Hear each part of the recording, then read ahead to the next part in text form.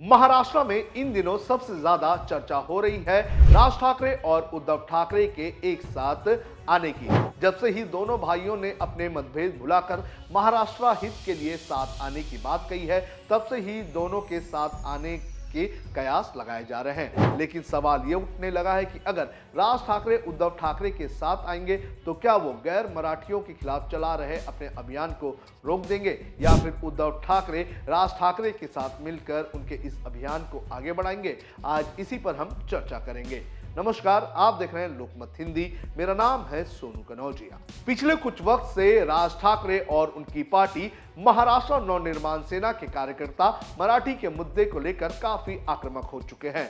मराठी में बात नहीं करने पर उनके पार्टी के लोगों ने पहले सेल्समैन की पिटाई की, बाद में एक सिक्योरिटी गार्ड की पिटाई की और फिर बैंक मैनेजर पर भी हमला बोल दिया।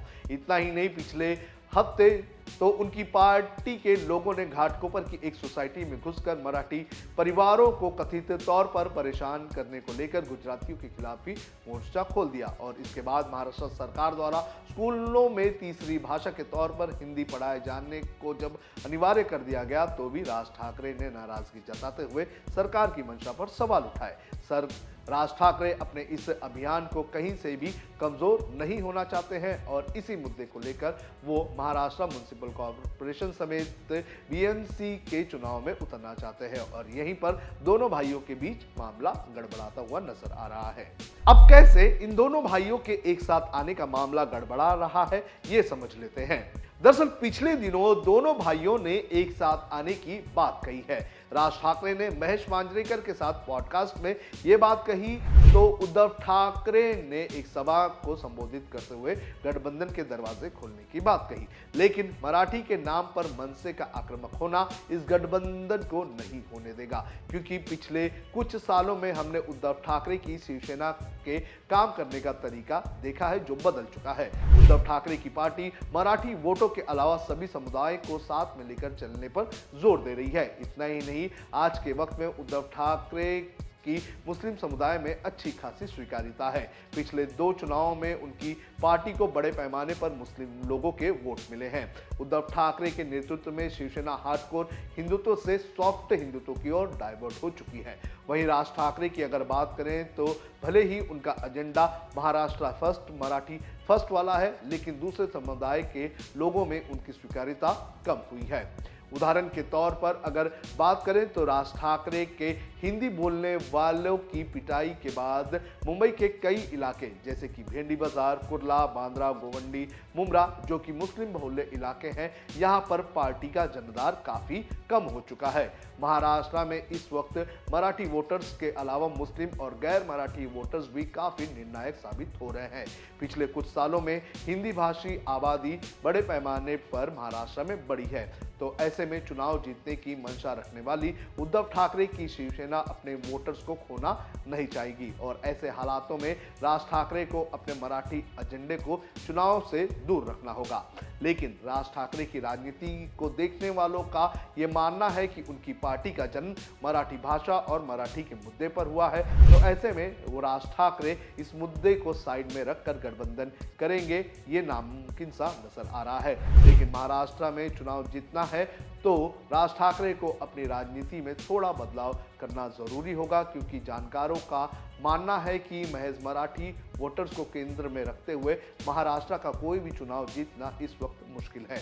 मराठी लोगों के वोट्स की अगर बात करें तो महज राज ठाकरे ही नहीं बल्कि उद्धव ठाकरे की शिवसेना और एकनाथ शिंदे की शिवसेना भी मराठी वोटर्स पर अपनी पैनी नजर रखती है। इसके अलावा बीजेपी के पास भी महाराष्ट्र में एक अच्छा खासा मराठी वोटर्स का सपोर्ट है। वहीं इन 4 शहरी पार्टियों के अलावा कांग्रेस और एनसीपी का भी ग्रामीण भागों में मराठी वोटर्स पर अच्छी खासी पकड़ है। इसके साथ ही रामदास आठवले और प्रकाश आंबेडकर की पार्टियों में भी मराठी दलित वोटर्स को अपने साथ में रखने की एक अच्छी खासी क्षमता है। वहीं अगर बात करें उद्धव ठाकरे की कि अगर वो अपने एजेंडे को छोड़कर राज ठाकरे के मराठी के मुद्दे पर आक्रामक होते हैं और पुराने शिवसेना के अवतार में वो उतरते हैं, तो उनके लिए भी चुनाव जीतना काफी मुश्किल साबित हो सकता है। मुंबई और महाराष्ट्र की बदलती हुई डेमोग्राफी को अगर देख लें तो किसी भी एक समुदाय के दम पर कोई भी चुनाव जीतना किसी भी पार्टी के लिए नामुमकिन है। तो ऐसे में राज ठाकरे को अगर उद्धव ठाकरे अपने गठबंधन में लेना चाहेंगे तो वो सबसे पहले उन्हें मराठी के मुद्दे पर आक्रामक होने वाले अपने रुख को शांत करने के लिए कहेंगे, और राज ठाकरे ऐसा नहीं करते हैं तो ये गठबंधन मुश्किल में पड़ जाएगा। अब क्यों जरूरी है बीएमसी का चुनाव जीतना, ये भी समझ लेते हैं। बीएमसी सोने का अंडा देने वाली मुर्गी है। पिछले 25 सालों से शिवसेना का यहां पर कब्जा रहा है। इसके अलावा ठाणे और कल्याण जैसे मुंबई से सटे हुए म्युनिसिपल कॉरपोरेशन पर भी इनका कब्जा रहा है। लेकिन पिछले चुनाव में जो हश्र उद्धव ठाकरे और राज ठाकरे की पार्टी का हुआ है, उसके बाद ठाकरे परिवार का अस्तित्व जो है खतरे में आ चुका है। वहीं बात करें तो म्युनिसिपल चुनाव की, अगर इन चुनाव में शिवसेना अपना किला बचाने में नाकाम होती है या फिर राज ठाकरे बड़े पैमाने पर कमबैक नहीं करते हैं तो मुंबई से ठाकरे ब्रांड खत्म हो सकता है।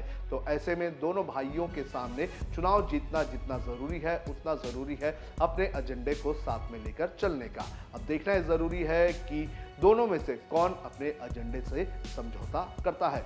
आपको क्या लगता है, क्या राज ठाकरे अपने एजेंडे से समझौता करेंगे या फिर उद्धव ठाकरे? आप हमें कमेंट करके जरूर बताएं।